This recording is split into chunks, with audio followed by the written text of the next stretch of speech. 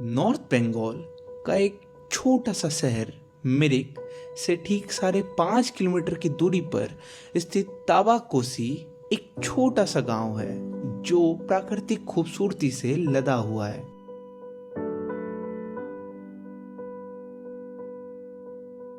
पहाड़ों की धारों पर चाय बाग से घिरा हुआ यह दार्जिलिंग जिले का गांव गोपालधारा चाय बाग का एक हिस्सा है।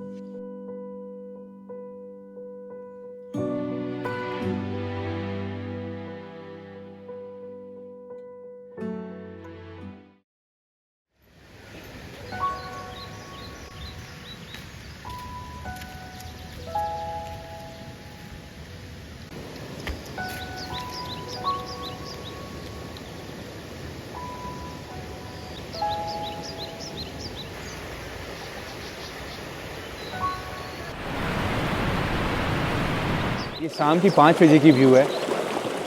सोचा तो था बहुत खूबसूरत होगी, लेकिन इतनी खूबसूरत होगी ये नहीं सोचा था। हाँ आगे कैसी लगी व्यू? बहुत खूबसूरत है। पानी कितनी ठंडी है। कीर्ति कहाँ है? कीर्ति आई थी रूम में अच्छा, कर रही है, पैकिंग कर रही है। बहुत ठंडी पानी है। कितनी ठंडी है।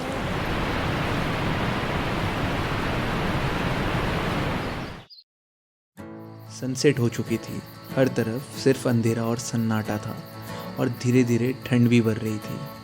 बस हम सब पहुंच गए बॉनफायर लगाने। पत्ते, कागज और पता नहीं क्या क्या सब इकट्ठा कर कर हमने फाइनली बॉनफायर जला ही दी। ये तो हमारे छोटे से नए नए मित्र हैं जिन्हें फिलहाल हमारे पर तो कोई ध्यान नहीं है।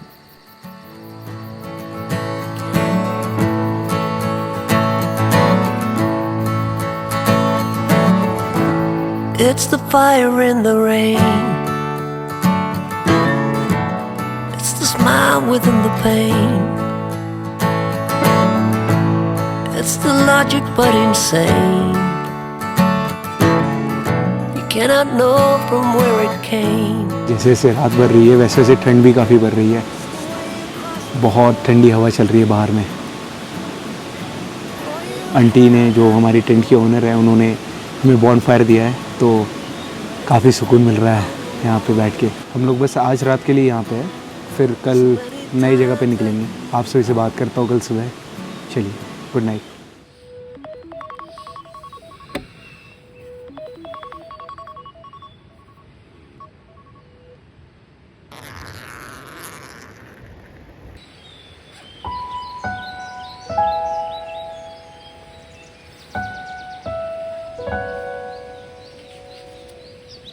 Good morning.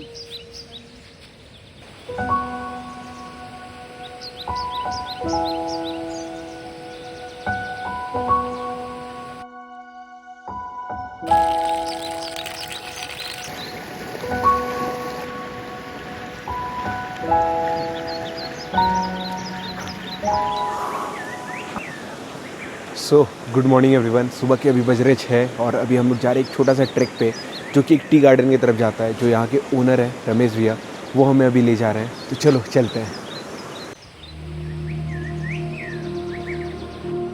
किसी ने कहा था the higher you climb the better the view. बस इसी बात को सुनकर निकल पड़े हम एक छोटी सी ट्रैक पर।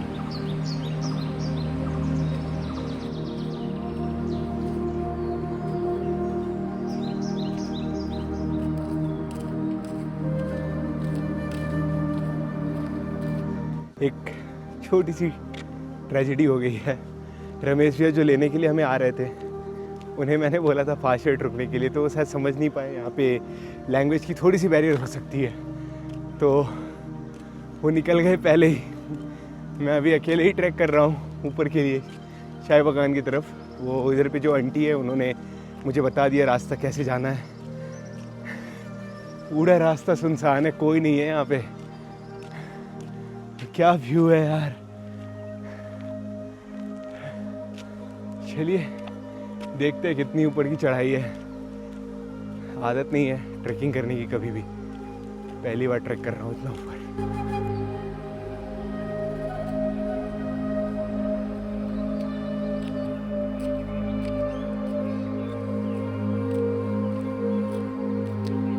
बहुत ज़्यादा ही खड़ी चढ़ाई है यार। ज़्यादा सिनेमेटिक शॉट्स भी नहीं ले पा रहा हूँ। पीछे की व्यू बट यार बहुत शानदार है। मैं कोशिश करता हूँ आप लोगों को दिखाने की।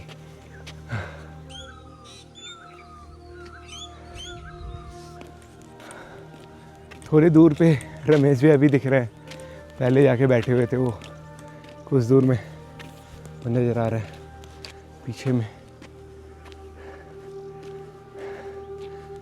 ऊपर जाके मैं आप सभी को दिखाता हूँ हम लोग कितने ऊपर हैं।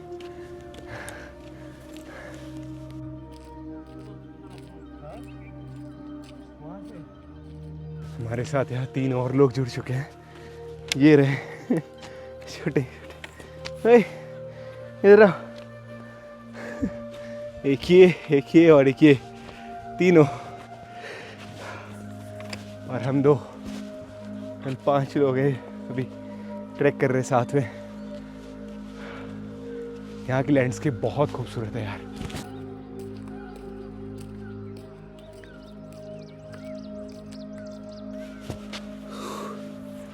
तकरीबन 1 किलोमीटर की चढ़ाई थी, बहुत मेहनत लगा ऊपर चढ़ने में। पता नहीं ये लोग रोज़ कैसे करते इतना कुछ। एक चीज़ तो है, इतने ऊपर आने के बाद एक चीज़ बता सकता हूँ कि यहाँ के नज़ारे भाई साहब बहुत खूबसूरत है। चलो दिखाता हूँ आप लोगों को कुछ।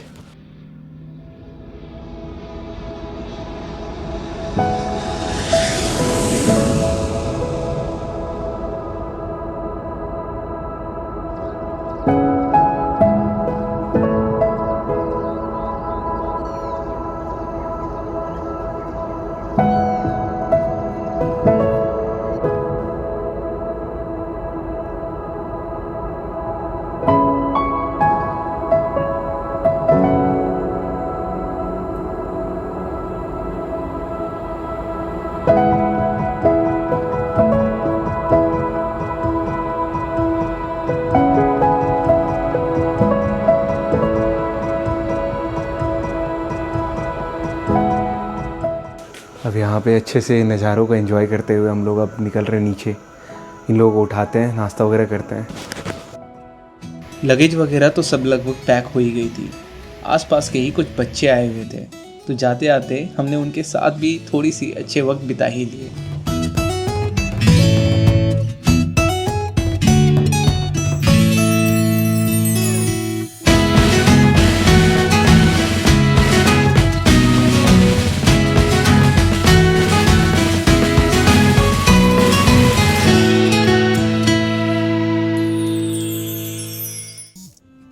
यहाँ से अब निकलने का वक्त हो चुका था। पैकिंग हो चुकी थी, हमने चाय नाश्ता भी कर लिया था। हम सब निकल ही रहे थे जब आंटी ने हमें एक प्यारा सा तोहफ़ा दिया है। ये तोहफ़ा एक स्कार्फ था, जिसे यहाँ प्योरिटी, गुड विशेस, लक और रिस्पेक्ट का सिंबल माना जाता है। आंटी ने बहुत प्यार और रिस्पेक्ट से हम सभी को यह स्कार्फ पहनाया और फिर हम सब निकल पड़े हमारे दूसरे डेस्टिनेशन के लिए। यहाँ पहले से ही हमारे कैब वाले भैया पहुँच चुके थे, जिन्होंने हमें कैंपिंग साइट तक भी लाया था।